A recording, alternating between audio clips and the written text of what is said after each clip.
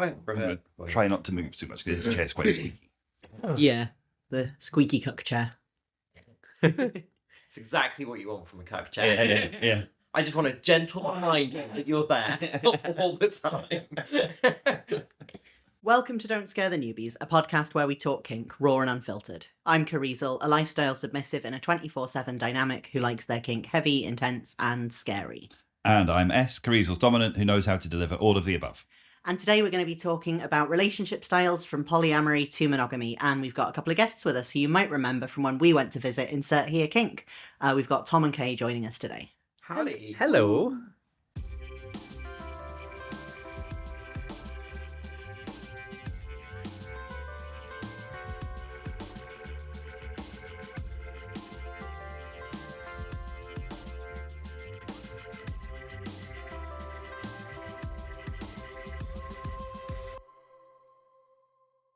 So hello, I've just introduced you as Tom and Kay. I should probably have checked. Is that... Yeah, that's fine. Yeah, okay, that's fine. names. That's I absolutely thought fine. that you used your names on your podcast, but I was sitting here second guessing myself because I remember when we came to visit you, you had to cut out a couple of mentions of our government names. So hello, do you want to tell us just a little bit about yourselves for people who maybe haven't listened to your podcast before and don't know anything about you? Do you want to go first? Because you've got a bigger mouth.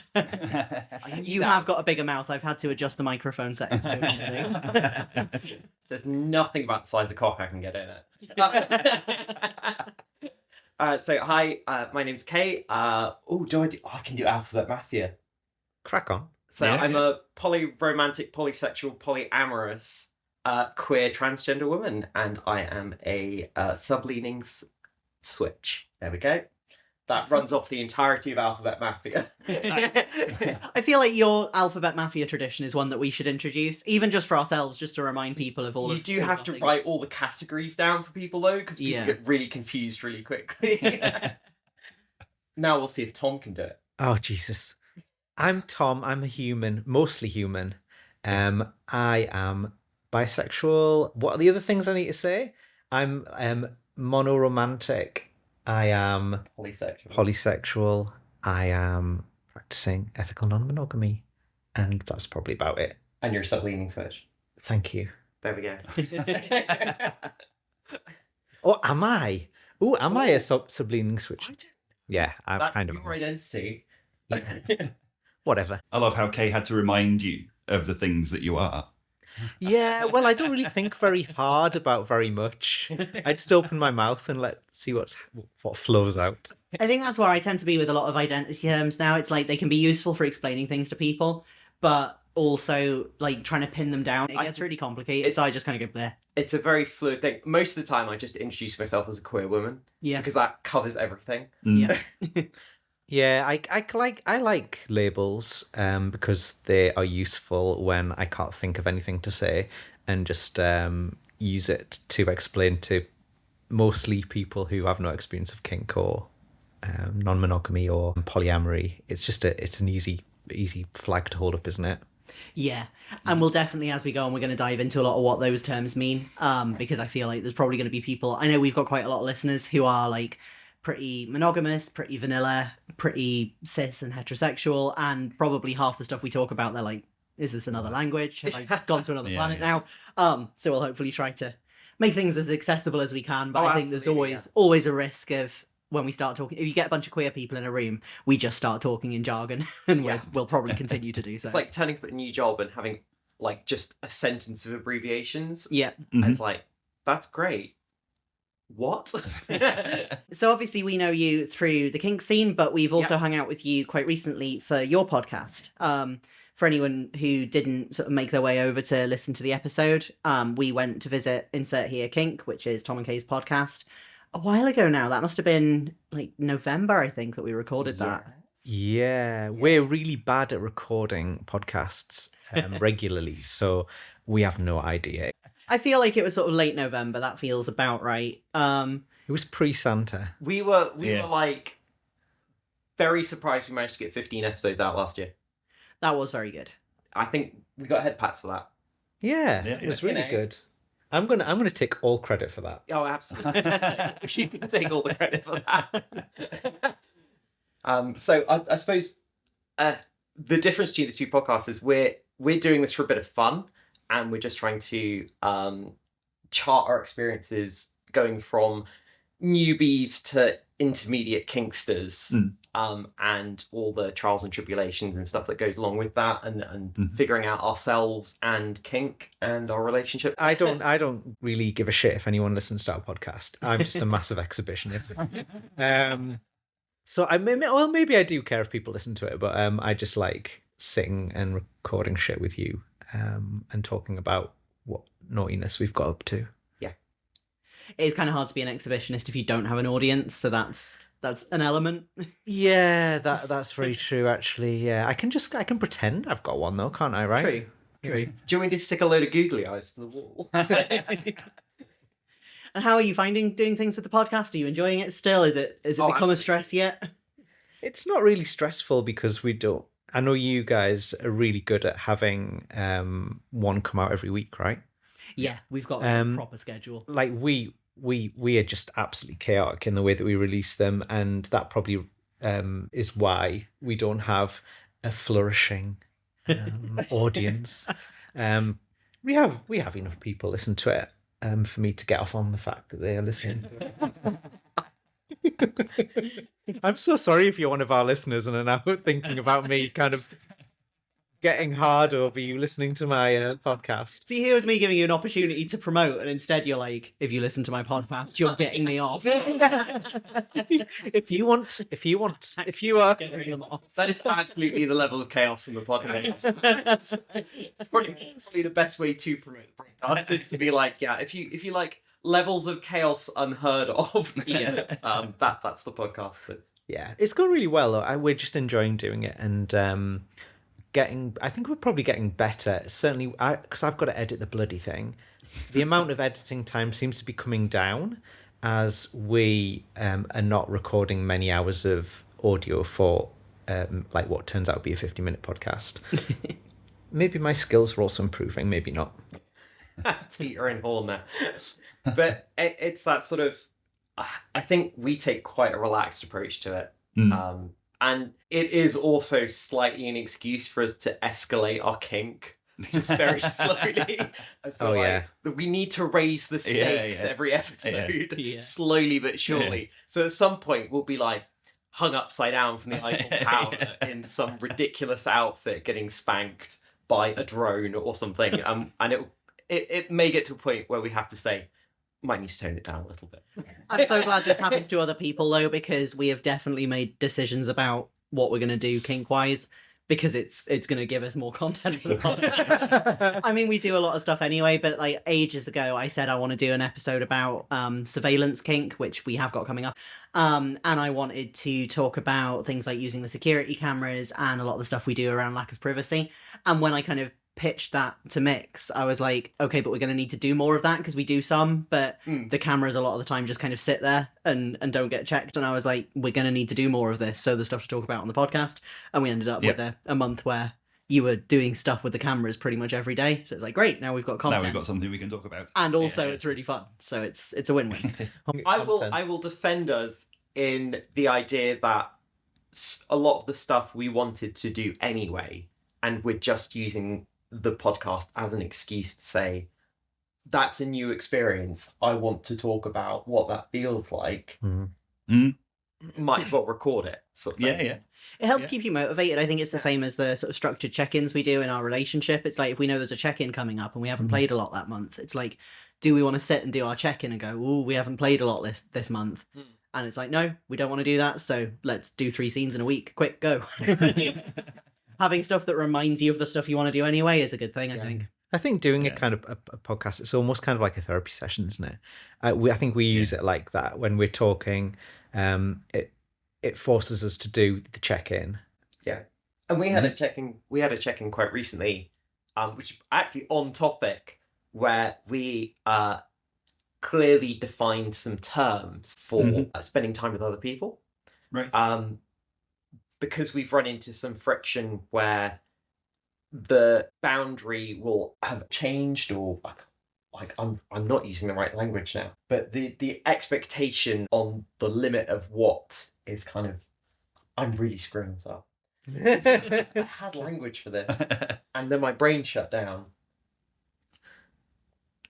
the threshold for what to expect Right. would move depending on what sort of time the other person was spending with the person outside of our relationship. Yeah. So just some language to clarify what that looks like so Yeah. that the other person knew what to expect. Mainly me, because I'm like rampantly anxious, but does that sound fair? Yeah. Are you talking about me being fucked in the ass? A little bit, yeah. Maybe I should elaborate on that. Yeah, that does sound like quite a different vibe to the check-in than. I think it was there's an overlap between sort of the LGBTQ scene and kink, where terms get used interchangeably. Yeah. So topping and domming is often used interchangeably, but mean very different things in the two communities. So we were, I think, you said you were getting topped, and you took that as the LGBT scene, i.e., someone is having penetrative sex with me, I will be the bottom, I will be receiving. And I took that as I'm getting dommed. And it was just a moment where I think I had a bit of a shock when you'd said, when Tom had said they'd been penetrated, where I was like, oh, right, I didn't think that was happening. And I was okay with it, and we had a chat about it. Yeah. But it led to a conversation to say, we need to have a check-in to define some terms so that it's clear in future. Yeah. So, yeah. Fuck yeah. But that's the kind of like levels of communication and check-in you need. Yeah. And probably monogamous people should have, actually, having said that. Yeah. That's something we come back to quite regularly, isn't it? This kind of structured approach to having a check-in and stuff like that. And we're sitting there going, yeah, that would work for anybody, though. You don't have to be kinky. You don't have to be non-monogamous or queer or anything like that. Actually, just talking to each other and checking in on a regular basis is a good idea.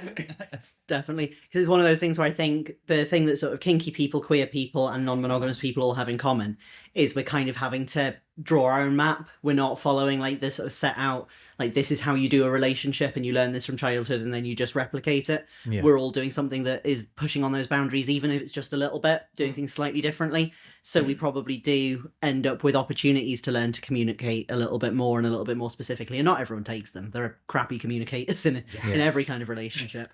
I think we probably all experienced that. But you have the opportunity to learn if you want to. And that's something that then we then have the opportunity to teach people who maybe haven't been given those opportunities before or haven't thought they needed to do. Because I agree, like being really specific about what you've agreed in your relationship and what those boundaries are is equally important in monogamy. You see this all the time. People have a very different idea of what counts as cheating.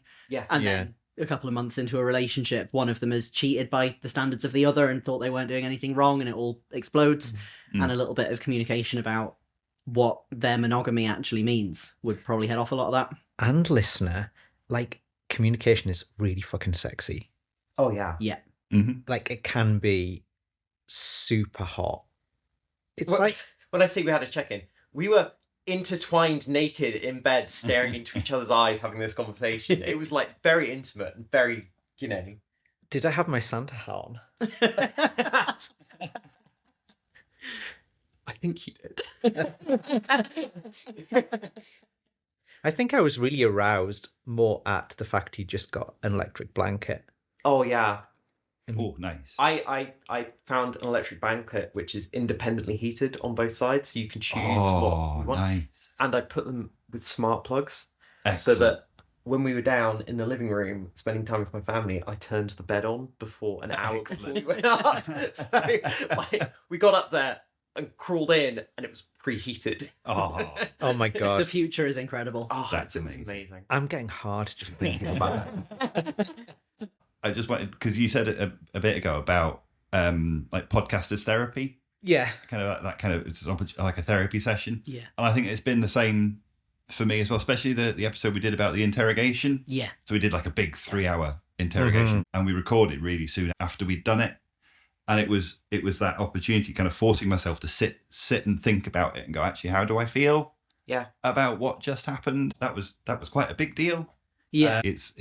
I think it's been helpful in that way as well for me anyway, to kind of just process some stuff that. And it's it's giving yourself that time where Yeah. actually, if you didn't do a podcast, you might not have allocated time to decompress. Yeah.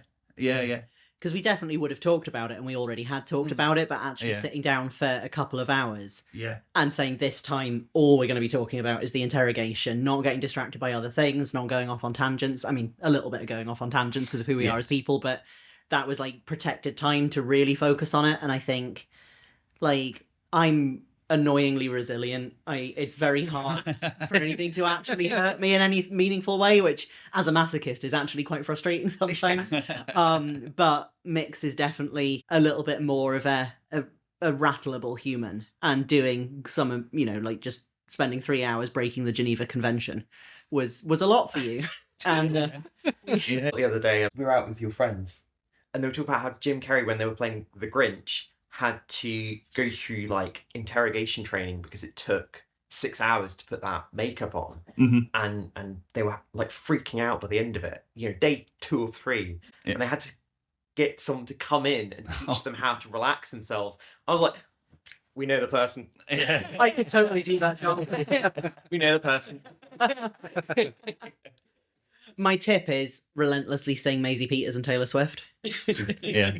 That's And how I just got through. say nothing. And just say nothing, yeah. I mean, I don't think that would help you in the makeup chair, because I think they expect you to say nothing when they're gluing stuff on your face. That is true. But there you go, S. There's a scene idea there.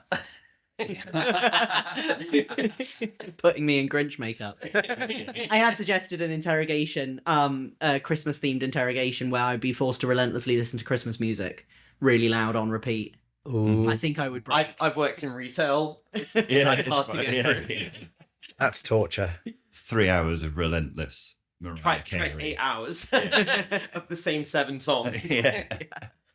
You only get through it by giving up at hour 5 and starting to sing along with So, it. yeah. Would that include Mr. Blobby though? You're probably all too young for Mr. Blobby. Oh No, I remember Mr. Blobby. yeah. I've written a Mr. Blobby porn. Why? So scrap the episode. Right. This is hilarious. So I was at a munch, right, and we were in a pub and chatting about porn and like fan fiction, right? And somebody said, "Oh my god, there's these like weird fan fiction Mr. Blobby like porn art." And when they showed me it, it was so grotesque and horrendous. I was like, "Oh my god!" So scarred you wrote a porn. Well, this was around the time when we were doing this like weekly erotica writing group thing, and I didn't have any material for my next week's story, and I was like, "Oh, it'd be hilarious to do Mr. Blobby like fan fiction porn," and yeah, I wrote this thing called what was it? Was it called like Escape from Crinkly Bottom? With Noel Edmonds and everything in it. I've just been reminded that you did that, and I think my brain had suppressed that. Thank you for re-traumatizing me. Oh my god, is your non-existent penis now an innie? Was Noel Edmonds in it? Yeah. You're gonna read it now, aren't you? I am. I'm gonna go and read it. It's so traumatizing.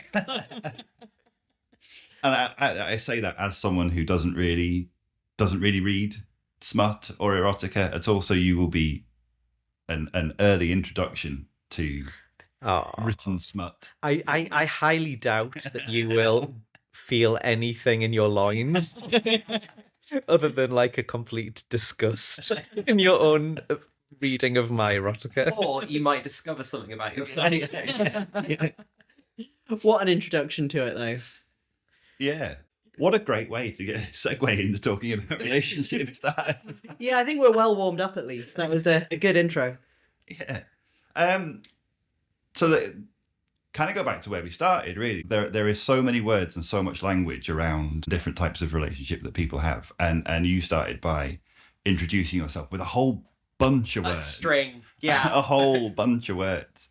And I suppose a really good place to start was actually to talk to us a little bit about what those mean to you. Yeah, sure.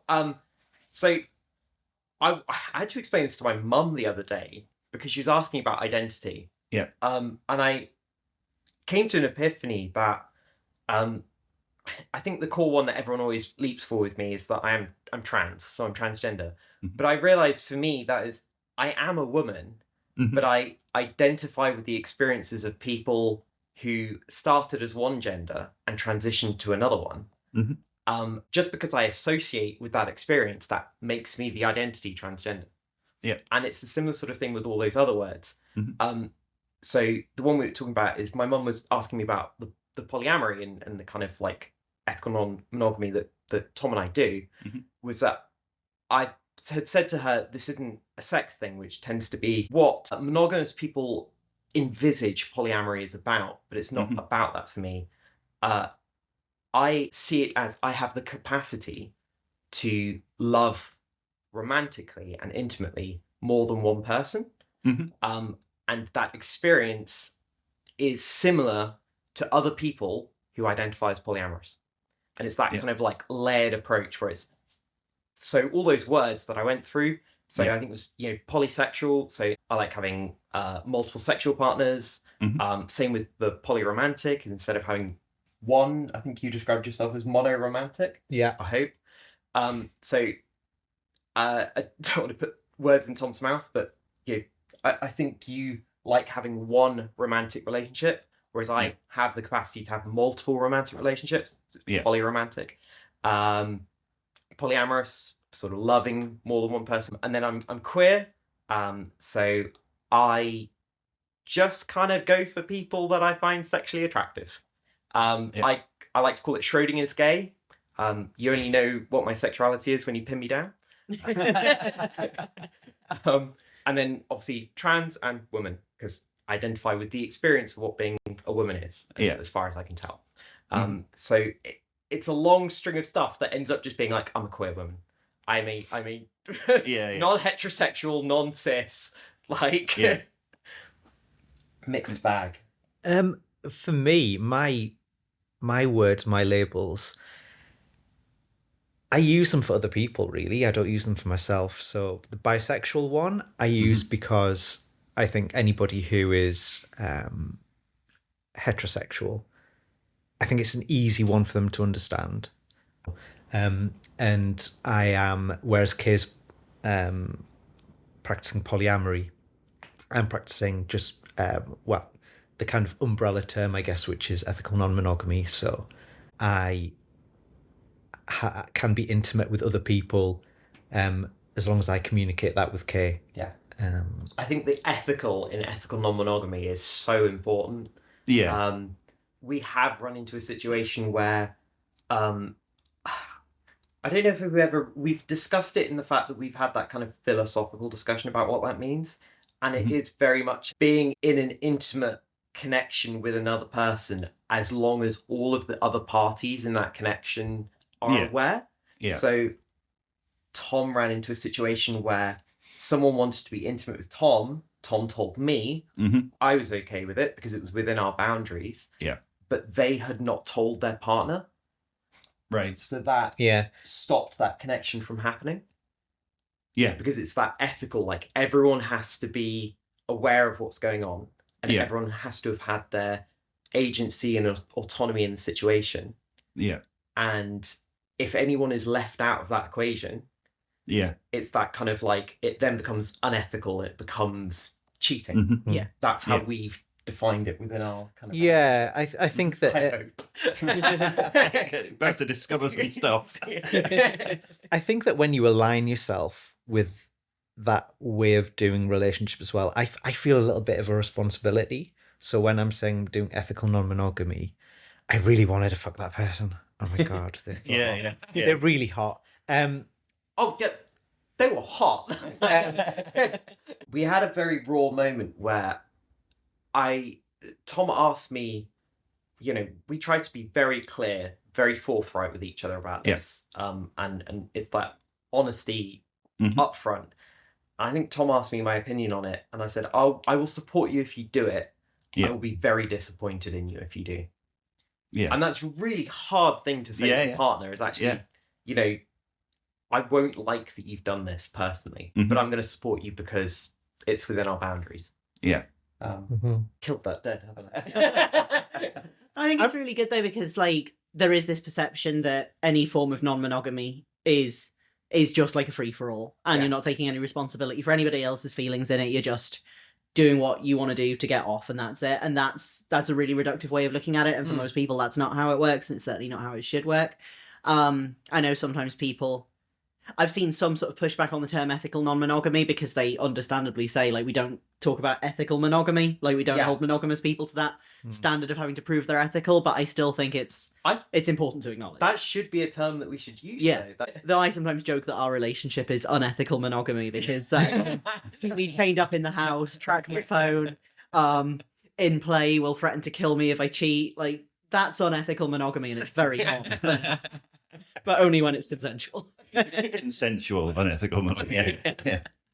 Just coming back to the whole term thing, I know I said that I use them quite loosely. And I think part of the reason that I do use them quite loosely is I'm really anxious at times, having come onto the kink scene and seeing how people use terms. Some people get really wound up about how certain terms are used. I'm always keen to say, look, I'm using this in a very loose sense, and I'm using this just to signpost people, because I don't want to kind of take ownership of a term or make it, when we talk about ethical non-monogamy or polyamory, people do it in so many different ways that I don't want to tell anybody what it is. And part of what we do in our podcast is saying this is our learning journey.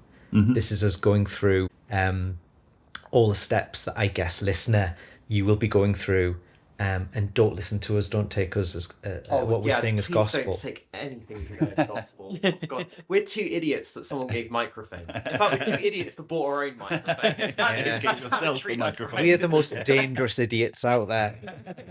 We've platformed ourselves. This is very much your mileage will vary, and I'm not saying it might vary, it will vary. Yeah. There are as many different terms and variations on polyamory and ethical non-monogamy as there are people doing it. I admire the way that Tom does it, and I as best as I can, I think I need slightly more structure to it for my own mental health. Yeah. Whereas I think Tom could be a bit more flexible with his terminology. I'm a slut.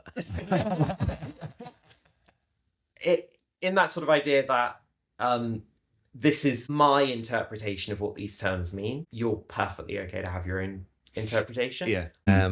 Obviously, we have those conversations and negotiations with people outside our relationship at the time, if we want to do any play or whatever it might be. But as long as we understand what they are together, that's all that's really important. Like, the terms are a starting point to a conversation, not just polyamorous end of conversation. Yeah, they're more like guidelines than actual rules. Yeah. It was perfect. Yeah. And it's that ability to kind of communicate to others that, okay, this is the really broad style of relationship that you have, but actually the detail of that and what that means to you is uniquely yours. And I think you're right. You kind of see people talking about, well, ethical non-monogamy means this, polyamory means this, and if you're doing it any other way, you're doing it wrong. It's just it's a little bit tiring. Yes, isn't it? It can be quite gatekeeping. That, because this is complex. I will not sugarcoat this to anyone. Yeah. Polyamory and ethical non-monogamy is not for everybody, especially if you don't have the willingness to learn the skills to be able to do it. Yeah. I identify as polyamorous, sort of circling back, because it's an innate feeling in me. Yeah. I have been in situations where I've fallen in love with two people. I want to live in a world where I can date both of them and be in love with both of them. And it's almost passive. It's like I don't go searching for it. Yeah. I wait for someone to come along, and if I like them and I want to have a connection with them, and I develop feelings for them, then I want to live in a relationship and in a world where that is something that can occur. Yeah. I think that's a really, really good way of approaching it. Yeah. We should probably talk a little bit about our approach. I think because it really picks up on something you were saying about how everyone kind of does this stuff differently. We could, if we're using like a simple term to communicate quickly to people, we could definitely say that we are doing ethical non-monogamy. But we could equally probably say we're doing monogamy, because what we're doing is somewhere between the two. I tend to use monogamish. I quite like that. Right. I love the postfix ish, because that ish does so much work. Yeah. I think we probably do, well, from my perspective, do ethical non-monogamy in theory. Yeah. Like, it's an option, Yeah. but it is one because of who I am as a person that I've kind of rarely exercised, Yeah. I suppose. And it's also because of the nature of our power dynamic. That's not the same for both of us, the way that works. Yeah, so the reason we sort of sit somewhere between those two is romantically we're monogamous. Like, neither of us feel that we have the sort of capacity for a polyamorous relationship. It is something I've done in the past, and I think I have the ability to love more than one person, but the way that I like a relationship to be, where I'm quite clingy, I like to spend a lot of time together, I like it to be really sort of intense, it's very hard to sustain that with more than one person for me, and ends up with me feeling like I'm not giving enough to the relationships. So I definitely prefer romantically monogamous relationships. But when I've been in vanilla relationships, I've always had I'm old, so it used to be just open relationship was the term that that we knew rather than ENM. But yeah, I always had open relationships and had quite a lot of casual sexual partners. And I really liked that. But I've found, as I've discovered my kink identity and become aware that I'm a submissive, the way my submission works, I find it very difficult to sort of exercise sexual autonomy in that way. Like, actively seeking another partner when I consider myself owned by somebody feels like it's in conflict with my submission, so I've lost a lot of interest in that. But I'm also very comfortable with the idea of a partner, like, lending me out, saying, like, that's what your use is to me, is an object I can share. Ooh, that's really hot. hot. Yeah. Yeah. It's really hot. Kink unlocked. Yeah. What are you on about? It's the kink we were doing last night. Oops. So that's sort of, at least in theory, part of our dynamic. The limiting factor with that is that Mix doesn't socialise very much, so small number of friends to potentially lend me to. But we're working on it. And then on the other side of it, like, when we got together, Mix had just been kind of gearing up for a slut era. Just recently out of a relationship, going to do all the hookups, try all the things, meet all the hot people. Their first hookup was with me. We developed feelings and got into a relationship. So I've very much encouraged them to keep their options open for casual play and get all that experience that they wanted to get. And I think it's really good for their confidence. I think it's really hot. There's an element of a little bit of a cook vibe as well for me. I quite like the sitting at home waiting for them to be done playing with someone else is kind of hot. So, like, for them, it's very much whatever they want, completely at their discretion, as long as they're careful with, like, safety, ethics, consent, all the important stuff. They can play with anybody, where I wait to be loaned out. So that kind of fits within the dynamic that you've already got, the DS dynamic. Yeah. That's quite interesting. Yeah. Has your post-relationship breakup slut era ever finished? Well, yeah. I just like being a bit of a slut, I think. I like the attention. I can't help it. I'm a total attention whore. And yeah, maybe that's where our differences are in the kind of like polyromantic, monoromantic. I'm very much like you, kirizal. I'm very much drawn to one person romantically, and I want to invest my time and my effort in that one person, and sex with them is very, very different to sex with other people. Yeah. Because you are fully invested in the emotional connection. Whereas I can still have intimacy and connection with other people. That's where there's very much a difference in how that looks to me. And I think the difficulty for me was always going to be finding a partner who understood that, because I understand as somebody who's been monogamous before, the idea of crossing that physical line is very, very hard. Yeah. If you've never done it before. And even if you have done it, it's still bloody hard. I know that, it's still hard. Yeah. If we place individually, and I know that Kay's done a lot less play without me in the last 6 to 8 months than I have done, but it's always going to be hard, and that's where the communication comes in. Yeah, and that's where check-ins and stuff come in. And it's interesting. Tom will have connections with a number of people, and I have to remind myself, because I get jealous when Tom's off sleeping with lots of people. It's a genuine jealousy where and an envy in the fact that I am happy for Tom that he's doing that, and I Mm-hmm. kind of want it for myself. And I have to remind myself that, in a way, I am looking for something different. Yeah. I'm not looking for lots of sexual connections. I'm kind of hanging out and having fun with people. And then if a romantic connection comes along, that's where the status quo kind of changes for us both. Mm-hmm. And I've had a lot of guilt that I've had to work through where I have romantic feelings for someone else, and I have fallen in love with someone else, and having to process that with Tom to say, I do still love you. And I have romantic feelings for you. I have sexual feelings for you. Like, I still want a relationship with you. Mm-hmm. I just also want to be with this other person. And as someone that grew up monogamous and had all those societal expectations, it is deeply ingrained in everybody that you find your forever human and you live happily ever after. Definitely. And, we've both had long-term relationships with our forever humans. And I got out the other end of it, and the only lessons that I took out of that was, I only want to be with partners who absolutely want to be with me. And it's one of those, again, explaining to my mum, I wake up every morning and I want to be with Tom, and I choose to be with Tom, and I don't have to be with Tom, but I want to be with Tom, and I put the effort in to do that. And that's one of the lovely things about ethical non-monogamy, is that you are actively, that's the way I look at it, I'm actively choosing you every time. And I actively choose you, and I actively choose my other partners. And it's like, it stops being this passive, my partner will always be there.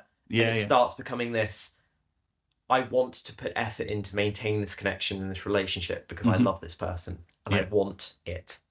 I think it can really shift your perspective on relationship insecurities quite a lot. Like, I've always had a bit of an anxious attachment style, and that's something that's started to settle over the last year or so. I've done a lot of healing, and I'm definitely moving into secure, but it's taken some time. But even at my most anxious, I think the experiences that I've had of open relationships and a couple of polyamorous relationships is like moving away from that sort of default thing of your partner is only yours because you keep possession of them. You kind of guard them like a limited resource, and that's the only reason you get to keep them. Where if you are making your peace with your partner, having other sexual or romantic partners, and they choose to come back to you, that sort of unlearns some of that particular insecurity. It's like, you can still choose me when you have all the options in the world. So even though I've moved sort of into a slightly more monogamous relationship style, I still feel like I've benefited from that experience in that way.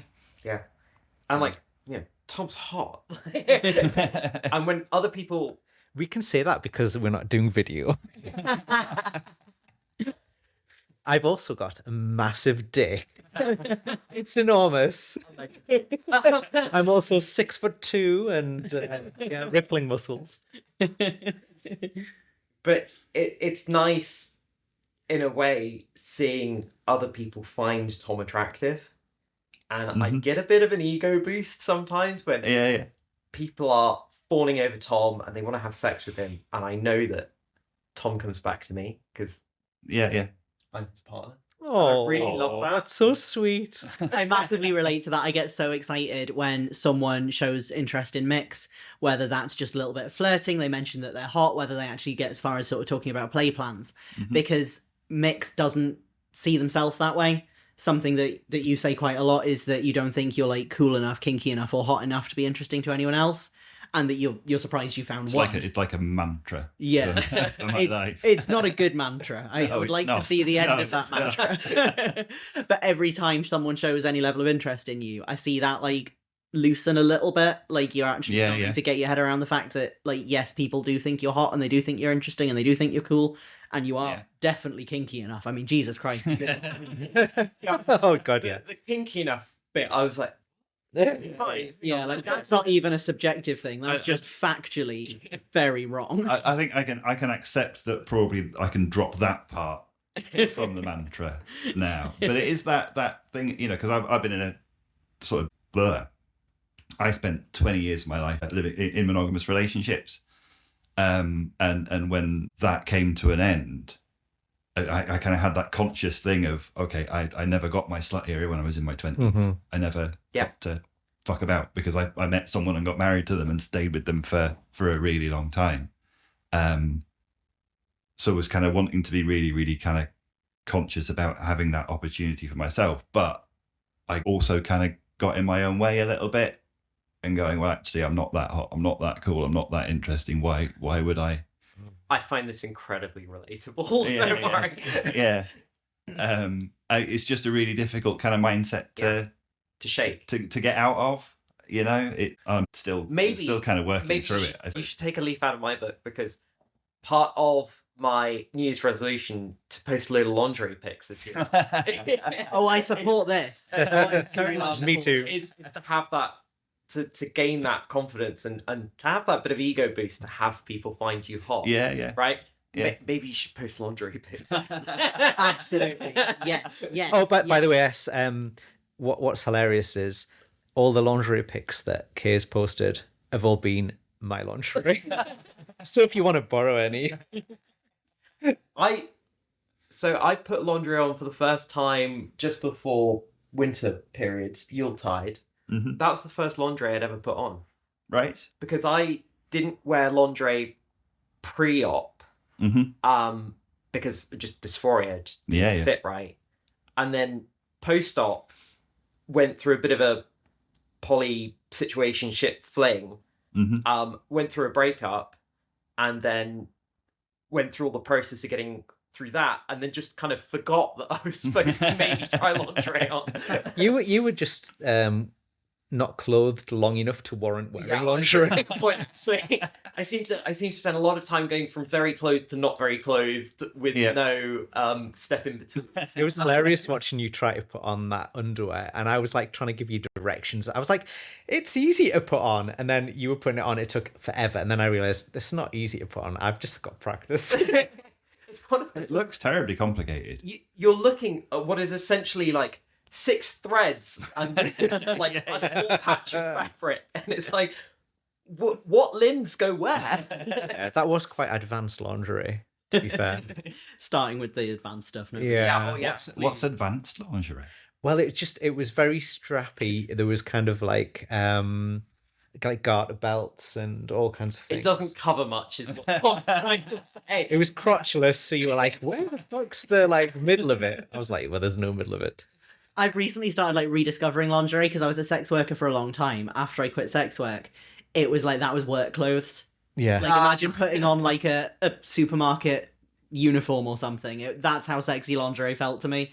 It was very much like I put this on and I'm gonna go to work and I'm gonna be like all dry and chafed by the end of the day, and I'm gonna like have to have washed 7 lots of bed sheets, and I'm gonna have had 8 showers and my skin's gonna be dry and itchy. Like, that's the association lingerie had for me, and it was not a sexy vibe at all. But it's been long enough now where, like, as we've started doing all the bimbofication stuff, I've started wearing a lot of sluttier stuff and skimpy little pants and stuff. So it's like, now it's hot. Yes. I'm so here for this. Yeah. It was nice. Very much support that. For the first time in a long time, looking myself in the mirror and thinking, actually, you're quite sexy. Like, this is nice. Mm-hmm. That's awesome. Feels like we've only been recording for about 10 minutes. Been recording for nearly an hour, Mix. Fucking hell. Yeah, it's I got put in doll space last night. Right. And got treated like a sex toy that 3 people were using. Yeah. Excellent experience. I lost an hour and a half of time, so when I came back out, I was like, we've only been at it for like 25 minutes. And someone was like, hey, it's 1:45 in the morning. We started at 8. I was like, oh fuck. That's dead interesting. Like, how does that work? How do you get put into doll space? It's been a bit of like, well, there you go. It's another episode and come on. Yeah. This is just going to be you teaching Mix another thing to fuck with my brain. Oh yeah, absolutely. You will love this. Yeah. It's taken a bit of like, it comes along with the drone stuff. It's a bit of like a subspace type place that people can put me in, and it's taken a bit of like hypno and repetitive training, and it started off as a bit of role play, and it's just become a thing that my brain does now. Where if you can overstim me enough and degrade me enough and kind of like treat me like an object enough, my brain will just switch off and just go and apparently my pupils go really wide, and people are like, yeah, there's nothing in there. They're like, you can like abuse me and poke me and bite me and stuff like that. And I'll just be like, oh.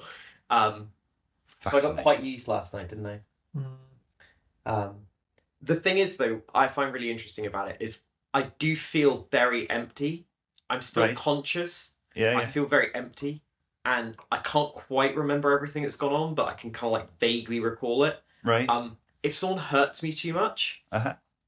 snap straight back out of it. Right. And it's just this like automatic like, Yeah. no, I don't like that, stop doing that. Yeah. And it takes me a little while to get back into it, but Right. it's one of those things that I only do with people that I really, really trust, Yeah. because I can become quite vulnerable in that space. Yeah, definitely.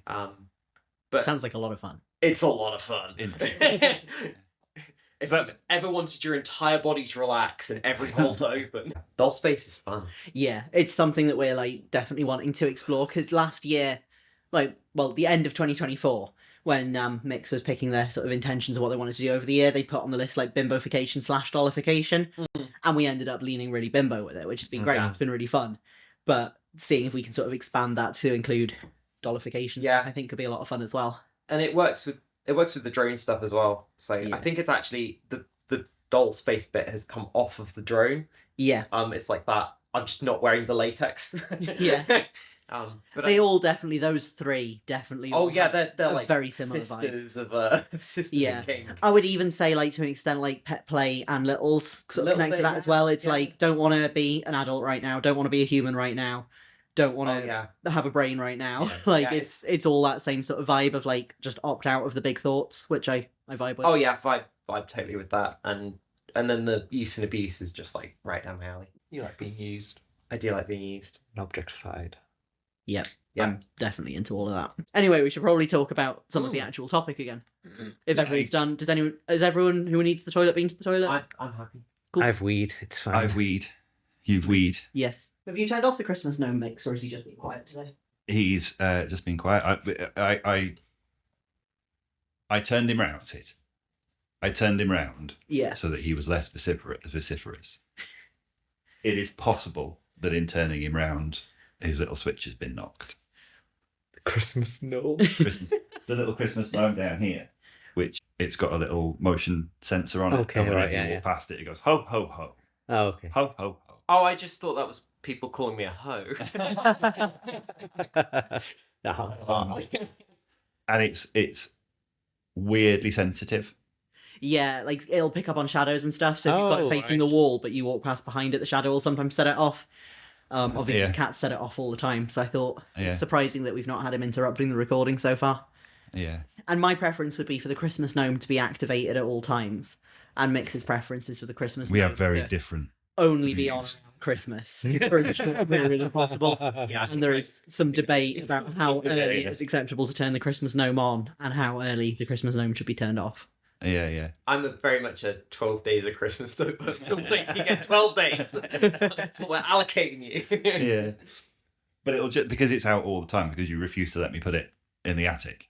No, he'll be upset. So we spent quite a bit of time talking about what our different approaches to relationship styles are. I suppose I'm dead interested in how you got to that, what your kind of journey, I said the word, has been with... Was that a drink word?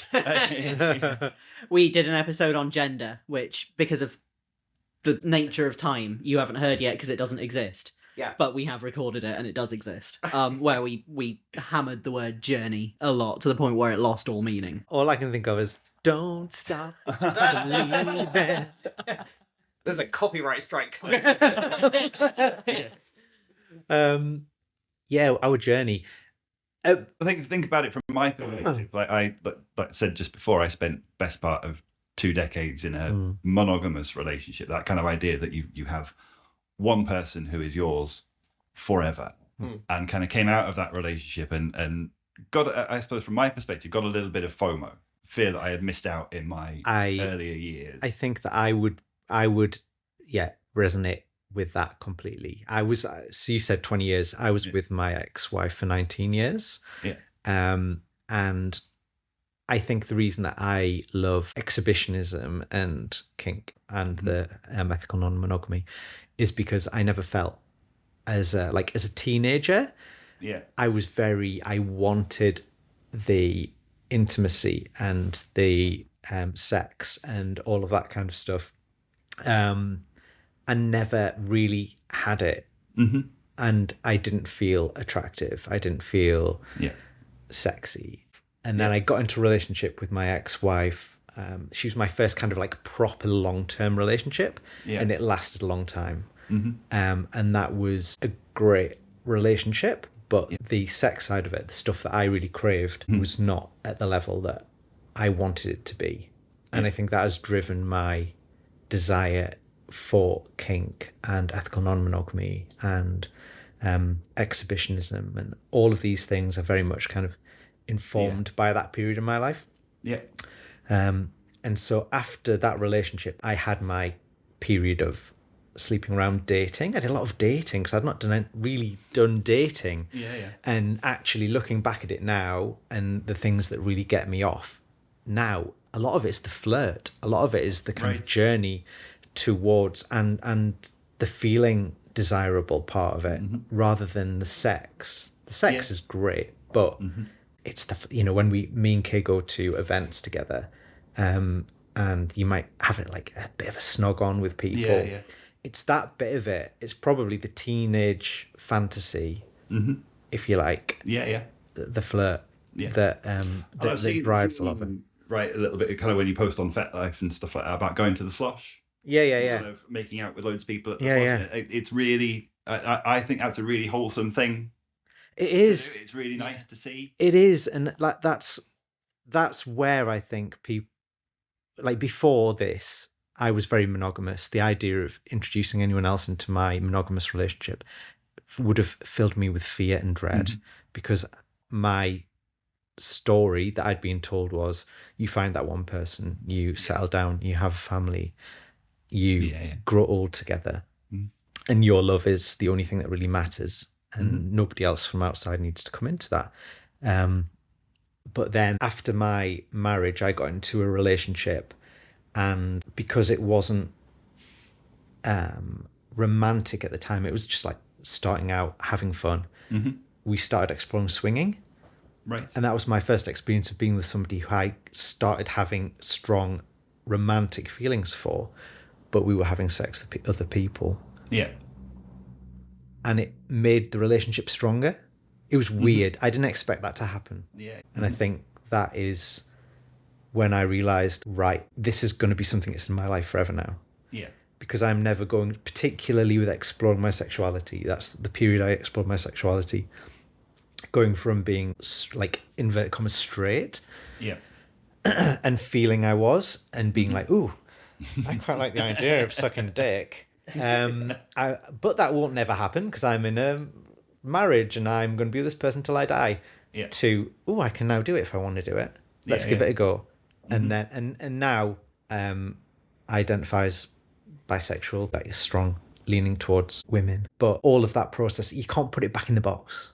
It's hard to go back to where you were before, kind of once you've had that opportunity, I suppose. And I mean, and kink has been a way of me exploring that, and I've done all kinds of things with kink, and it's brought out my exhibitionism way more. I feel much more comfortable in my own skin. I've been able to explore kinks and have fantasies that I wouldn't necessarily have been able to explore if I'd just stuck to, say, swinging. Or I might have explored it, but I think that the mindset's very different. I've built a community. I've got friendships that I know will probably be lifelong friendships through that community, through kink. And I've got a phenomenal partner. So it's been an interesting journey, and I suspect that you will probably relate to that. Definitely. Many of the kind of the growth and the kind of like the offsetting almost of your sexual. I think so. Very much similar sort of mindset in like my early 20s through my days, I suppose, of you meet your person, you're in that relationship forever, you have one person, but also a lot of what you said about kind of the teenage years as well, kind of stuff that still persists to this day, going, I want to go out and do all of these things and have all of these experiences, but actually not necessarily feeling worthy of them. Kind of as a You're not in the cool. You're No, not. You're not. I was never like at the back of the school bus. I was kind of like a few rows further forward. Yeah. Yeah. You. I was accepted by the cool kids, but not really one of them. It's like kind of imposter syndrome, right? Yeah. Although I never got bullied at school because I helped people do their homework. Clever. Mm-hmm. I was fat at school. So I didn't get properly bullied. I got kind of like teased by my friends. Right. But we kind of teased each other. I have no idea how to explain to 14-year-old me the lifestyle I have now. I don't even know where to start. Oh God, same 14-year-old me would hate me. They'd be so upset. But yeah, they'd be like, 14-year-old me would be fucking high-fiving you right now. I think 14-year-old me would be like, I'm so confused, but I'm so happy for you. I was a judgy 14-year-old. I'd have been like, you're a slut and you're weird. It's like, yeah, but so are you though, buddy. No one likes you. Embrace it. My escapade, I'm not going to use the word Jenny, my escapade has been neither straight nor narrow. That is such a good word for it. So I got into a friends group very, very early on at 14 sort of thing. And we drink every weekend. So there was a lot of like mixing of people, and I've always been in these weirdly incestuous friends groups where it's like everyone's sleeping with each other. No one's sleeping with me. Again, being that like just popular enough to hang out with the cool people, but actually popular enough to be a popular person. Yeah. So I kind of had run through a string of relationships, bullied quite heavily at school for being overweight and very effeminate. Again, probably should have realised I was trans a bit earlier on. But it's that sort of leap in between being very young and being exposed to drugs and alcohol and opportunities to have sex and not really having them, and then met a person, got into a monogamous relationship and was with them for 11 years. Yeah. And it, from the start, was this very like, I'm so in love with you, like you're going to be my forever human. Yeah. And that attitude persisted to an almost level of toxicity, where when I started coming to terms with the idea that I was trans and the bisexual experiences I'd had as a boy and as a man growing up, like trying to come to terms with that attraction as well, and having suppressed all of that, I got to a point where I'd realised that there had been opportunities in my life where I'd had feelings for two people, and because of this societal expectation that you pick one person, I'd had to pick one person. So when I got out of that relationship, having been cheated on, trying to do polyamory in the form of almost a veto, which I feel very guilty about, saying that my mental health is not up to you sleeping with this person, I don't want you to do it. And meaning that in the like possessive kind of like, you're my partner, I don't want you to sleep with this other person, which is a very unhealthy way of looking at it. They went and did that anyway. Sort of coming back to a point where, having reset, going into my thesis, I was sort of opened myself up to say, well, I've been suppressing a lot of stuff, just said to myself, look, we'll just get rid of everything, all the expectations about age, gender, sex, job role, whatever, just, it doesn't, none of it matters. Just go and enjoy yourself. And then... Is that why you slept with me? No, I thought you were hot. Oh. And I wanted someone to shag on my 30th. You found two people. I did, yeah. So I got onto dating websites, having not dated it, like, you know, online ever. I'd missed the whole online dating revolution, having no idea what to do. Yeah. Very, very thankful that I was in therapy at the time as well, because my therapist was very good at being like, don't do that. Like, this person, probably not a good person for you. And having a bit of guidance through that. And I was having a conversation with someone who had obviously not set their distance boundary. So they were in like the west coast of Ireland or something. Right. And I was chatting to them, and, you know, canny enough, but I described being kinky, and they said, "Oh, are you on FetLife?" And I said, "I have no idea what that is. This is I've been kink adjacent my entire Yeah, yeah. life. I kind of enjoyed that submissive role. I've enjoyed being dominant at times, although, you know, a lot of processing dominance with masculinity that I've had to do. Yeah. So finding a feminine dominance has been an interesting journey. Mm-hmm. And, you know, joined FetLife and was like, well, I've moved to the Northeast from the South, as you can tell by my thick Northern accent. And just went to a munch. Yeah. And that was it. And you know, I met Tom. Yeah. And a week later, we were having an impromptu threesome, which was fantastic. Excellent. And then, yeah, it's been learning those skills. I've only learnt these skills in the past couple of years. Right. To be polyamorous, and I've only opened myself up to being it, which is why I don't like being seen as an authority on it. I'm still learning the ropes myself. Yeah. But I know what I don't like. Yeah. So it's very much that, and you know, I've come to a position where I have a phenomenal partner. Yeah. And I'm able to navigate it in a way that's decent enough for my mental health, and you know, try to mitigate as much harm as possible as I sort of venture on my escapade. What was that when you got together? What was that kind of negotiation like? Because it to the outside, or from the outside, it seems like really strong communication, really clear idea about kind of what you both want from your relationship and from other relationships. I think you were way better than I was. You or at least you had a framework through therapy that helped you with communication, and you'd obviously read some books and shit, and understood about polyamory. I didn't, but we got together. The story we tell people, and it's totally true, is that I was looking to date guys because I'd not had a date with a guy at this point, or had I just had one date? I can't remember. My sexuality, how I identified, was because I enjoyed watching my ex-partner get off on me sucking dick, basically, or whether I actually had a connection with men. So I thought, I'm going to give women a break for now. God, fucking hell. Yeah, I'm going to give women a break for now, and I'm going to see what it's like to date guys. Mm-hmm. Also because I know I fall in love so easily. Mm-hmm. So that was me, and I met this wonderful woman who described herself as sapphic, which I knew to be a lie. Biggest.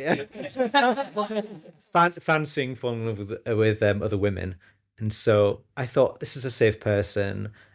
This is an interesting person. This is we can have some good crack. And then we started flirting quite heavily, didn't we? Oh, yeah. And I just thought, this is fun. This is a nice flirt. And then, oh my God, this person's interested in me. This person's hot. And we ended up having sex. And it did also happen to be a threesome with another astonishingly gorgeous woman. But that was not planned. And then we just started... I think we went to a play event with each other. And had sex literally the next week. And we went from, like, having met each other for the first time one week to the next Friday having a kind of unplanned impromptu threesome to, by the Sunday, having a foursome. And then we just sort of were fuck buddies. And there was a lot of the negotiation and the conversations that occurred, which formed the foundation stone of our relationship, was sitting in the car going to the sex club. So, you know, what do you do for 40 minutes except for talk about your experiences and stuff that you've been through, and kind of discuss what you want from each other. And at the beginning, it was very much just like a fuck around and find out. Like, I'd never been with a guy before in an actual sense of, like, had slept with them and then slept with them multiple times. So I was still trying to figure out that part of my sexuality. Very quickly was like, yeah, I'm not sapphic anymore. I remember turning up to that munch and being like, you know, hi, I'm submissive and I'm sapphic, and someone being like, no, you're fucking not. Just as a general statement. But what's interesting about the start of our relationship, we were both very clear from the outset. Yeah. The style of relationship that we wanted. This is before we even like talked about us being in a relationship. Like that communication was there and we were clear. And similarly, I mentioned the relationship I got into after my marriage, where it started as a bit of fun. And we very quickly talked about what we wanted sexually and exploring our sexuality and swinging. I think anybody who's thinking about getting into it, I couldn't give anybody advice if you're in an existing relationship how you start that conversation. No. I think that's hard. I can give you a lot of advice about how not to do it. But if this is something that I guess that you are interested in and you are single, I would just say be honest about it, be open about it, because I think that, as I say, you don't pick it. It kind of does pick you. Mm-hmm. You're either that kind of person or you're not. Yeah. And if you do think you would like to do it, the sooner that you start talking about it, you can roll it back, right? Yeah. If that's what you want to do. You cannot. I think it's very hard to start a position of saying that you are only interested in having a monogamous relationship and then 6 months down the line saying, fancy fucking around. Do you know what I mean? Try 10.5 years down the line. Yeah. It's very hard not to take it as a criticism. Yeah. It's like, you're not good enough for me anymore. You're not meeting my needs. I need more than you. Yeah. It's when you're in an established monogamous relationship, I think it's so hard to get past that initial conversation. Mm-hmm. I think there are people who manage to do it successfully, but I certainly didn't. It's a really interesting test because discovering that about yourself, you have to do a huge amount of introspection and know yourself before you start on a polyamorous or ethically non-monogamous escapade. You have to know yourself. You have to know what you want. We were discussing before this recording, I've recently gone through something over the past 8 months where I got to the end of a connection which had broken up in a really rough way, where someone had basically come to the conclusion and not really said it out loud to me that they didn't have feelings for me. Yeah. And it's, I don't think come from a place of malice. It's come from a place of they didn't know themselves and they didn't know what they wanted, so they couldn't communicate that. So you have to know yourself. You have to know sort of what you want and be willing to learn that as you go along. Yeah. Mm-hmm. It's being open to those really difficult internal conversations, also then the potentially really difficult conversations with other people as well, with your partner, and kind of opening yourself up. If you want to find any cracks in your relationship, saying you're poly, immediately will reveal every single one of them. Yeah. I think one of the reasons that society looks down on non-monogamy, ethical non-monogamy, or polyamory, whatever flavor you choose, is because a lot of the stories we hear about it are people who are midway through a relationship and then are looking for something, and it's often framed, so-and-so is not getting it at home, so they need to find it somewhere else. And it's a very kind of negative stereotype, and it does happen because we all know people who have gone and cheated because you know, they're feeling, you know, like the intimacy's gone in their relationship, if they feel worthless, and they do it. But it doesn't have to be like that. Some people just want to do relationships differently. Yeah.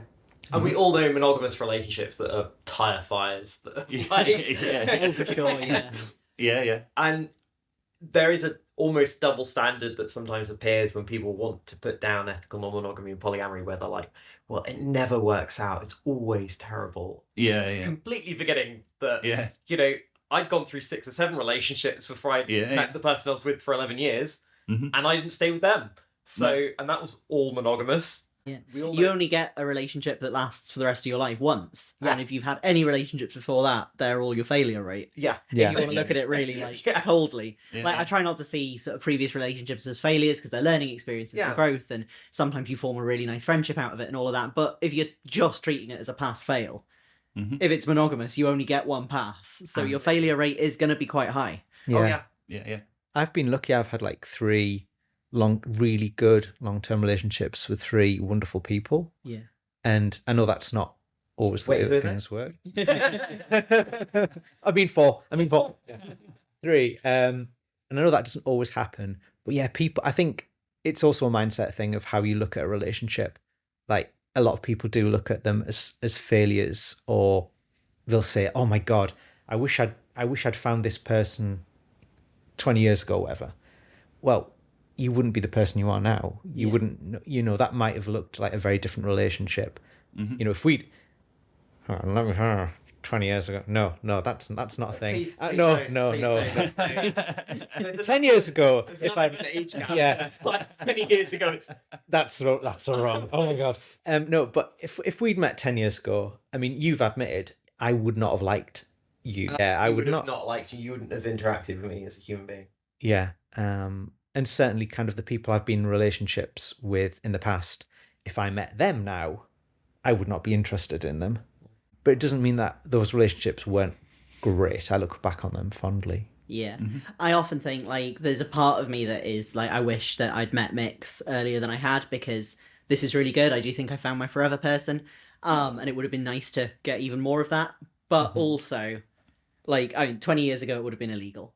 Due to the age gap. Yes. The age gap for people in their 30s and 40s is absolutely fine, but yeah, 20 years ago would have been a no-go. But 10 years ago, like, I was a dumpster fire of a human. I would not have been capable of giving this relationship what it needed. I had a lot of growing to do. I still had my addiction to go through. I still had figuring out my gender to go through. I mean, if we're going back 10 years, we're getting close to the end of the mess, but we're still in mess. I think I'm still putting myself out 10 years ago. So I got to meet Mix as not necessarily the fully healed and like fully completely grown person that I can be, because I've still been doing a lot of healing over these last couple of years and probably still some stuff to iron out in my brain. But I came to you from a place of stability, being like, I don't need a person to fix me. I have already fixed myself. And I want to like give you the whole version of me. And I feel like you'd probably come to a similar point where, like, maybe some of the experiences you had of going into a long-term monogamous, mainly vanilla relationship was something you needed to kind of go through to know that there was a different side to you than that you needed to experience. And we've met each other as the right versions of ourselves to have a relationship. Yeah. No, I think so. I think for us, it's dead interesting that we met and then we drifted apart and then we met again. Yeah. And I'm like... always a bit skeptical when people talk about fate and kind of stars aligning and stuff like Invisible string theory. But it does feel a little bit like that. Kind of, we met a little over 4 years ago now, Mix. Yeah. Had a one-off, like, played together, and then didn't manage to line up to meet up again. I got into a monogamous relationship not long after. You were in a relationship that at the time was non-monogamous, but then you closed it again not long after. Bloody monogamy. That's what's wrong with... That's what I'm taking from this conversation. Bloody monogamy. But then I think when we met 2 years after that, it was the right time.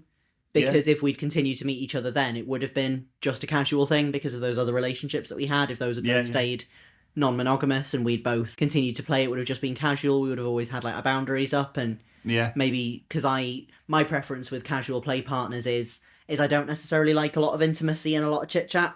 I'm not saying, like, I know a lot of people that's the complete opposite and they'd be like, that's really unfriendly, but I'm not a friends with benefits person. I am a fuck buddy person. Yeah. like after we're done, put your pants on and remove yourself from my home. So I'm quite glad that wasn't It's me. I'm quite glad that wasn't what our relationship was for that time. It's better that we just didn't speak for a couple of years and then met each other when it was time for us to actually explore this properly. Yeah. But I think it was something that you said earlier on about kind of what else are you going to talk about for the 40-minute drive to a sex club kind of thing.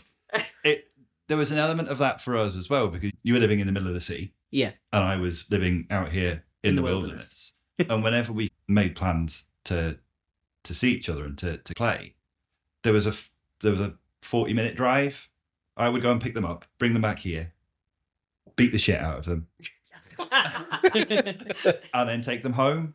So we've got that round trip just to chat and get to know each other. And I think that is the thing, that we were both in a position where we were unconsciously, subconsciously open to that kind of thing, because we were both trying to cling to our respective slot areas. No, we don't want a relationship, we just want to be having fun and stuff like that.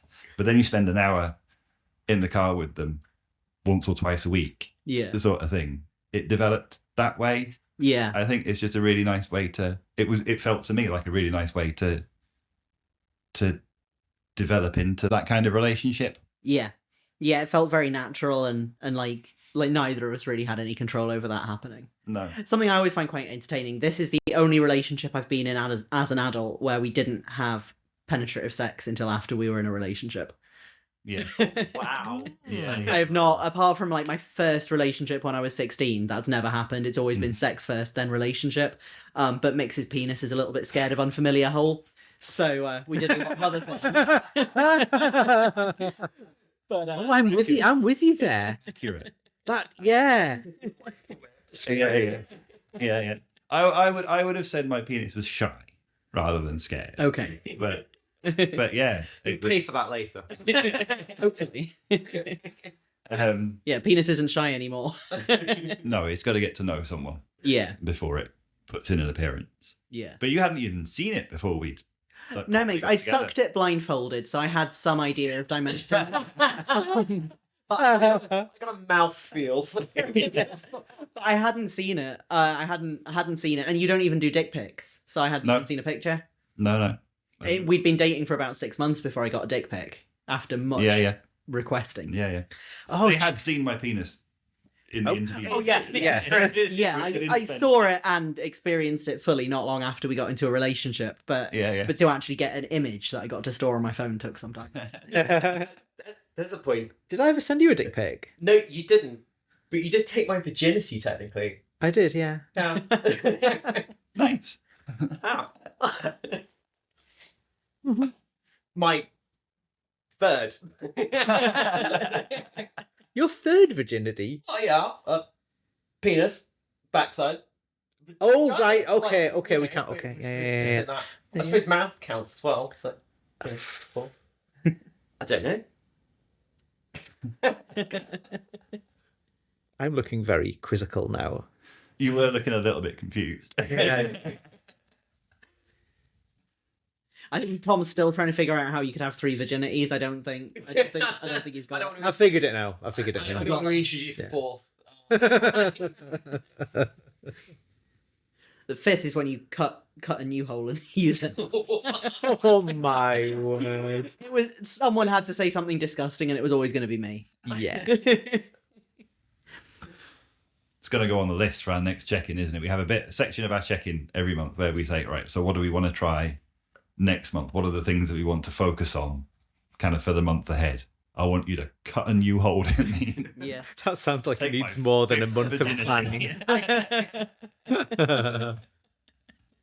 I wanted to pick up on something. I think it was something Kay mentioned a little bit earlier on about feeling that polyamory is just how you are. It's not a choice for you. It's not like a preference. It's just how you love and how you feel attraction to people. Is that right? Yeah, I think it comes along with my understanding of my gender and sexuality, where it's almost it's as innate in me as breathing. Yeah.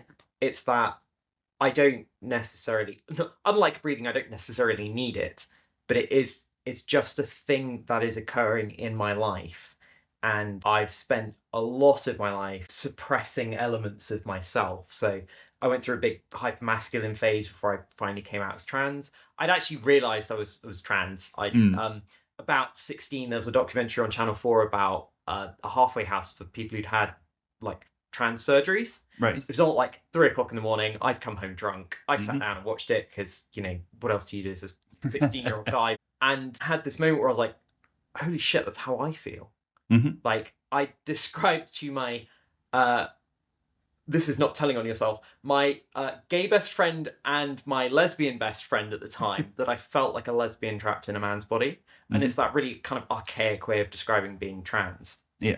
But it became as innate as breathing to me, where it's like, this is just a core part of myself. So it becomes an identity because you associate with a community that does similar stuff to you. Yeah. But for me, it's like, it's just part of my core self. Yeah. I had a lovely moment where I came out as poly to a friend of mine, and they said, that makes a lot of sense for you. You have a lot of love to give everyone around you, and it makes sense for you that you can love multiple people in a romantic, intimate fashion, as you would in a monogamous relationship. Yeah. Is it similar for you, Tom, with being ethically non-monogamous? Does that feel like a sort of core part of who you are, or more of a preference? I think at the current time in my life, it's a preference, but feels maybe more part of who I am than perhaps it has done at other points in my life. Yeah. I think just the act of being ethically non-monogamous just makes me happy. Yeah. It's not really it's not something I think that much about, to be honest. No. And it's not the only time I feel it being part of my identity is when I'm talking to people about it and I see their reaction. And I think a lot of that is the exhibitionist in me and knowing that it's a little bit taboo, a little bit edgy. That's part of my personality, you know, the hair. I've got quite a flamboyant personality and I like to present that way because I know it makes an impact. Yeah. Weirdly. And I don't apologise for that. That's just the way I am. And I think that, that part of me and the kink is very much something that I get a lot of joy out of. But if I wasn't as big a personality and desired the attention and the exhibitionism, I probably wouldn't really think very much about it. It would just be something I do. Yeah. So, you know, we're here talking about it partly because I get off on it. Please stop getting off on things. This suffers very well. That sofa has experienced some shit. It's probably experienced worse. It's a learning process. I just like the attention and the intimacy and the connection. A lot of it's down to connection, you know, feeling that connection with somebody and knowing that they want to find that connection with you at the same time and they want to do those intimate things. It's a bit of a brain fuck. It's a nice brain fuck. And I like it. And once, as I said before, once you open the box and you've experienced it and you can see a relationship style where you can, I wouldn't say have your cake and eat it, but you kind of are.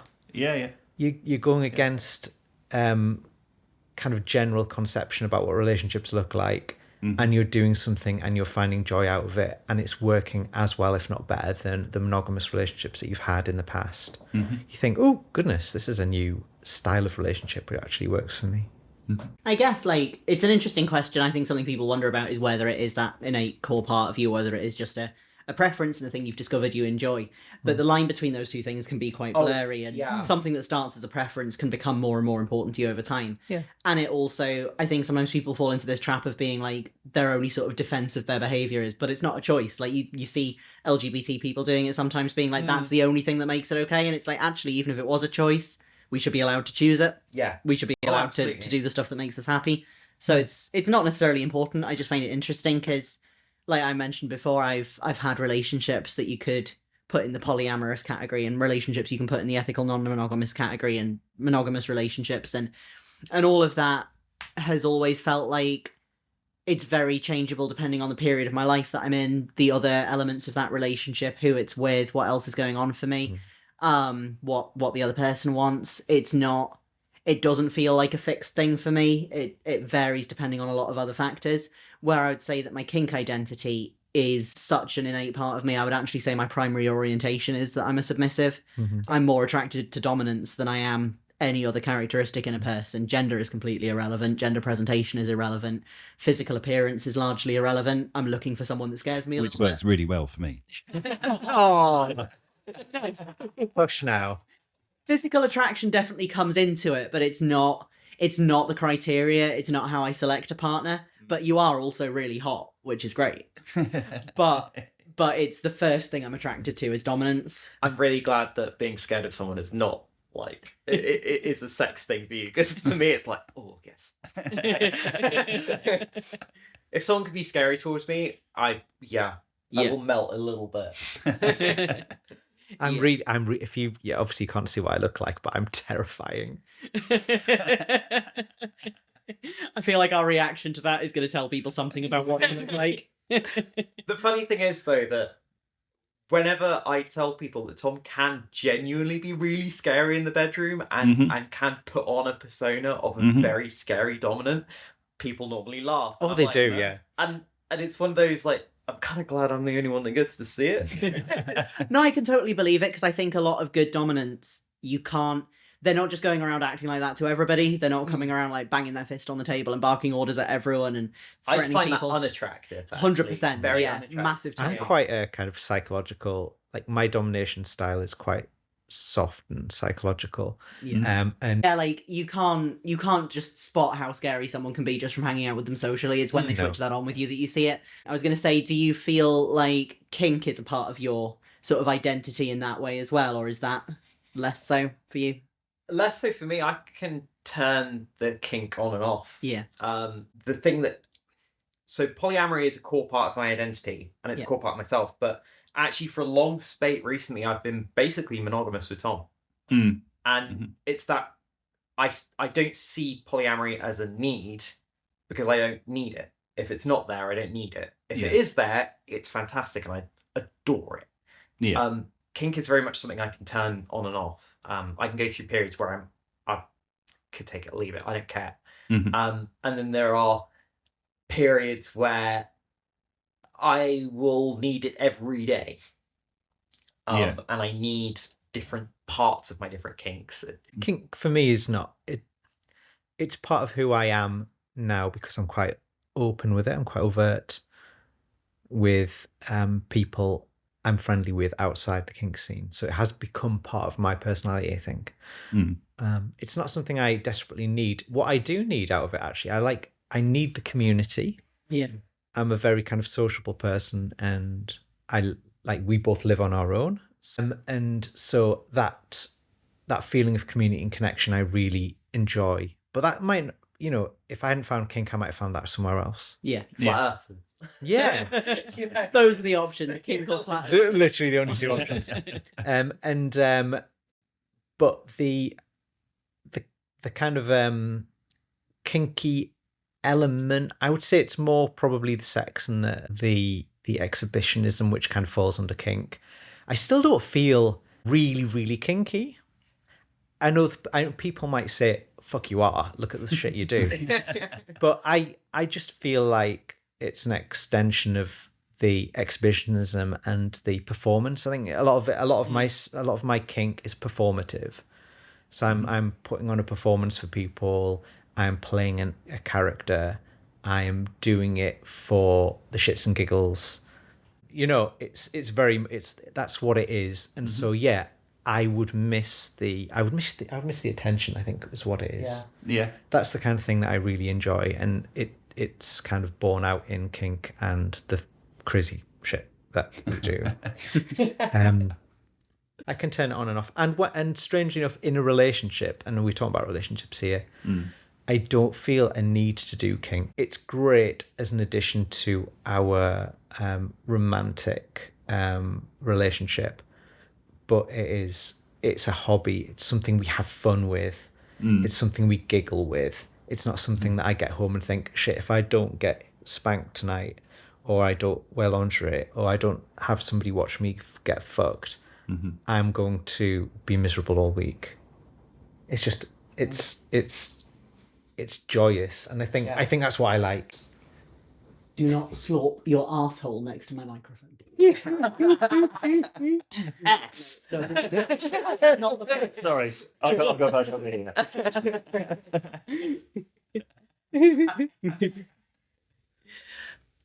I It's very, very rude of me. I apologise.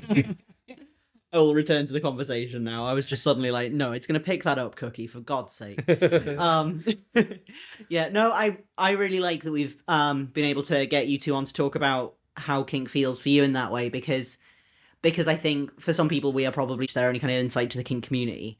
And when it comes to that side of things, we go pretty hard, not just in terms of playing hard, but with it being a 24/7 dynamic, with it being something that's a really major need for both of us all of the time, with us very rarely going more than a handful of days without play, having protocol that is part of our day-to-day life. Like, that's not the only way to be kinky. There are a lot of people where it is. It's just a really spicy hobby, basically. Yeah. It's something they do in the bedroom, or that they do in an event once a month, or that they do just kind of as and when they feel like it, and then the rest of their life is just like anybody else's. And then there's a whole range in between that of how important it is and how frequent it is and what parts of your life it's involved in. I think it's good to get a chance to show that to people. There are people on the scene that pop up all the time who probably by their own admission aren't kinky. It's like, but they will or their expectation of what is kinky compared to what a lot of people do on the scene is so at one end of the spectrum. Like they'll say, "Oh, I've always fancied being, spanked and called a good boy or something," right? Yeah. And that is all they want to get out of it. That is it. They've had this fantasy in their head, or they've seen something. They've seen 50 Shades of Grey or something. How it goes, and that's literally all they want. And some people might scoff at it, but if that's what's kinky for you, great. Yeah. Yeah. And that might be one Amazing. end of the spectrum, and the other end of the spectrum might be, being waterboarded. Now, Not normal? Is that not? I don't want not to do average? that. I don't want to be anywhere near that. But equally, I don't think there should be any shame in setting it anywhere on that spectrum. And I think the kink scene, as you guys will attest to, is very is kind of generally welcoming. I know that it's not always the case, but I think it's generally pretty welcoming. Yeah, definitely, and Anything generally can there's a be lot of kinky. support for that range. Which is great. Yeah, but anything can be kinky. Yeah. And we kind of define kink as less a sexual thing, and it's just anything that you do and go out of your way to do that you get something out of. Yeah. So there's a lot of, we do a fair amount of platonic pickup play with people, and ironically I end up doming a lot in that and taking on the dominant role, and I really like hitting people. It's just a thing. It is good fun. And I get a lot out of hitting people. I don't actually get any sexual enjoyment out of it. I Yeah. just enjoy it. Yeah. That for me is still a kink. Yeah. Yeah, I think it definitely encompasses, like, obviously the sexual stuff, but also people's sensory needs, people's need for connection, need for sort of the structure that comes with the kinky relationships. Like, there's a lot of different needs it can meet. Sometimes it's about an emotional release. I think we're probably both, we lean more towards most play is sexual for us, Yeah. but it doesn't have to involve sex or sexual contact. It doesn't have to end in an orgasm for anybody. It's, even for us, it's not just about sex. It's about a lot more, and definitely the things like the protocol and the dynamic, it's a lot more about how we show love to each other than it is about sex. It's always intimate, but not always I guess sexual. that's why it's important as well to be open-minded when we're talking about polyamory and ethical non-monogamy. What kind of ethical non-monogamy might mean to one person is completely different to another. Like somebody, we talked there about like what we'd class as platonic pickup play, where we go and we might like give somebody a spanking, right? They might be getting something sexual out of that. I don't see that when we do that as kind of a sexual act for either of us, but that might cross massive boundaries for somebody else, and they might see that as being non-monogamous, whereas we know people who are in inverted commas monogamous relationships who do kink, but will happily perform very clearly sexually arousing acts, but still that falls underneath their kind of monogamous relationship. Yeah. So when we're talking about ethical non-monogamy, we're talking about as very sexual, because that's what our relationships tend to be, very sexual, and our needs are met sexually, but it might not include sex at all. Yeah. Like, even within relationships that are defined as monogamous, everyone's got their own definition of monogamy. I think we talked about this a little bit earlier on, like the communication breakdowns that happen when people have different definitions of cheating. So some people will say that it's cheating to watch porn or follow Instagram models, and some people it's flirting with somebody, and some people it might be kissing, and some people it's not cheating unless you have penetrative sex. And none of those people are necessarily wrong. The important thing is that they're talking to each other and agreeing on that definition between them, and definitions of non-monogamy and monogamy are going to be very variable, and that's where the communication comes in. This is where I think it's very interesting when you talk about or want to explore being polyamorous in a kinky space or being ethically non-monogamous in a kinky space, and saying, does it make it easier or not? I don't think it necessarily does. Yeah. I think it makes it easier in the fact that you're more primed as a person to go and talk to a person and ask for your needs to be met and discuss that kind of thing But as Tom was discussing there, we know monogamous couples who will do play with other people. So the two are separated, but by probably a very thin membrane. Yeah. You know, and if you're doing sexual play, then yeah, you probably are, by our definition at least, ethically non-monogamous. You are doing sexual play with another person. But if you're only doing platonic play, you know, by the definition that we've kind of formulated within our relationship, and again, your mileage may vary, that wouldn't be within our boundaries, at least. That's not sexual play, and that's kind of not ethical non-monogamy as we define it. Your listeners may think different from what we've said. I think it might get called out on that. Again, I don't think it's a right or wrong thing, though. It's like there might be some people who would define that as a monogamous relationship if they're only doing platonic play with other people, and then there'd be other people who say like it's still intimate contact, it's a turn on for us, things like that. So we would class it as non-monogamy. I guess sort of the way that I see potentially there being some advantages to some form of non-monogamy, even if it is like that openness to platonic play with kink, is because the menu of stuff we enjoy is so long. Yeah. It's more opportunities for compatibility in that way. It's like if your partner is really into spanking and you're not, they can get spanked by someone else. Where if you have a very sort of strictly, rigidly monogamous relationship, that might just end up having to be an unmet need. And it comes back to needs. I know that Tom likes sleeping with men. He's bisexual. Gay men don't typically like to sleep with me. Understandable. Yeah, so it ends up being that I can't meet that need. So actually being ethically non-monogamous in that way, there might be a kink need for Tom that I just can't meet. So being ethically non-monogamous in that way is like, well, off you go then, go find someone else to do it with. Yeah. And I will have similar needs going the other direction. There was one thing I thought, I think I mentioned it before, useful takeaway from a chat about ethical non-monogamy and polyamory was kind of the community around ethical We can't say it either. Can't even bloody say the community around ethical non-monogamy, where we are, there is a community that's available out, non-monogamy Newcastle, and there may well be other groups, friendship groups and things that have been set up wherever you are in the UK or the world where you are. I know the people who organise that group, and I've been to socials and meetups and met some very lovely people through that. They also do things like discussion groups that people will find interesting. I certainly found them interesting. The way I like to learn about people's relationship styles is through just actually having a conversation with people in like on a one-on-one basis. But there are those resources out for people. There's like plenty of books and what have you. Polysecure and Polywise were the two that I read. Yeah.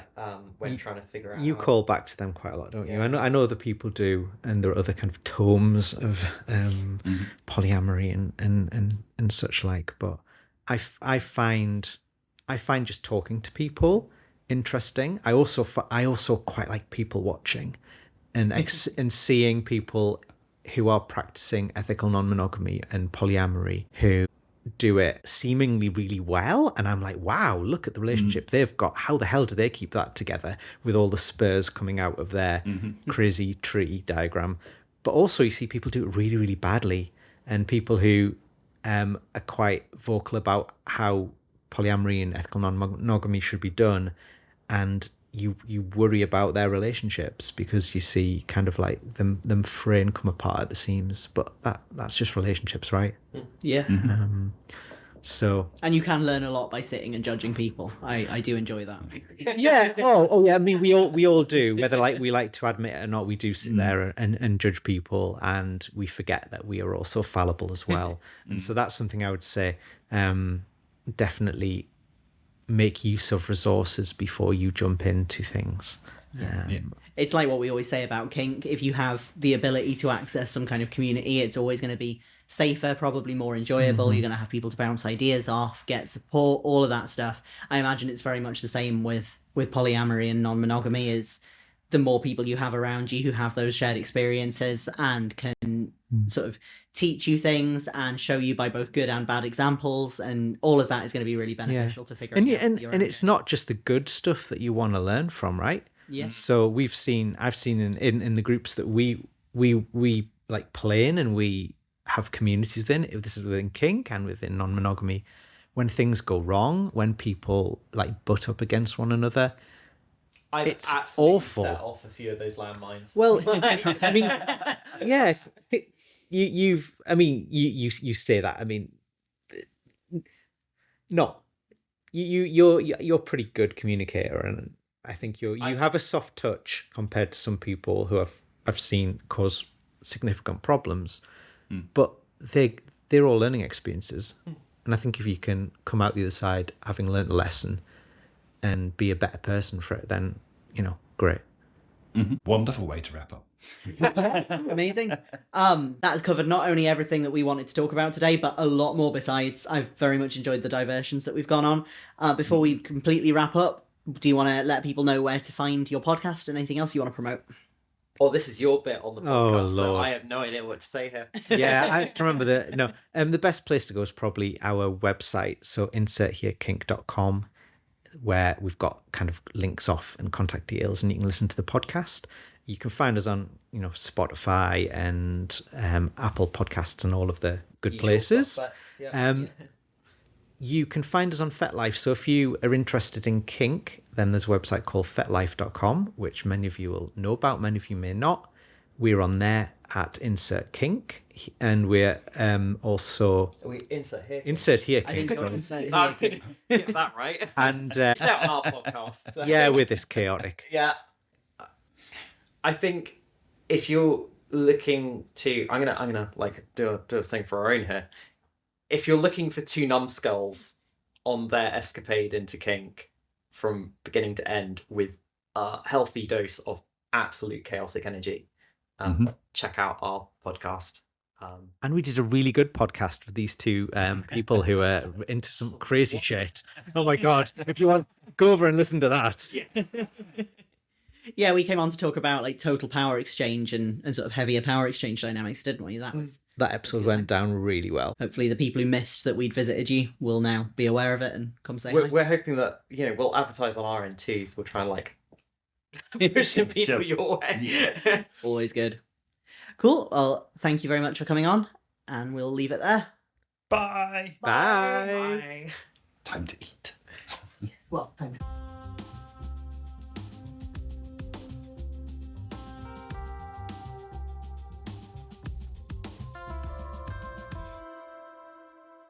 Thanks for listening to this week's episode of Don't Scare the Newbies. You can support us on Patreon for a whole extra episode every month, and head to kirizal.com for my blog and links to everywhere else you can follow me. See you next time.